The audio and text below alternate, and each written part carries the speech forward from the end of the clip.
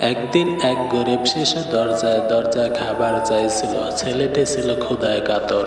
ছেলেটি একটি বাড়ির কলিং বেল বাজালো। একজন মহিলা দরজা খুলে দিল।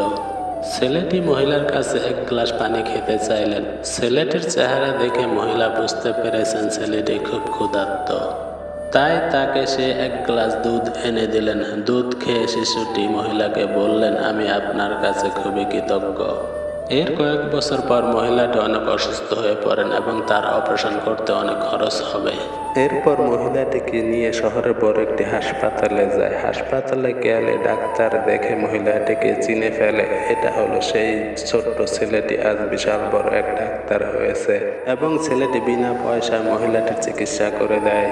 এই গল্পটি হচ্ছে দয়া ও কৃতজ্ঞতা আল্লাহর পরিকল্পনার অপূর্ব এক দৃষ্টান্ত। মানুষের প্রতি করা একটি ছোট্ট কাজ একদিন ফিরে আসে মহাপুরস্কার হয়ে।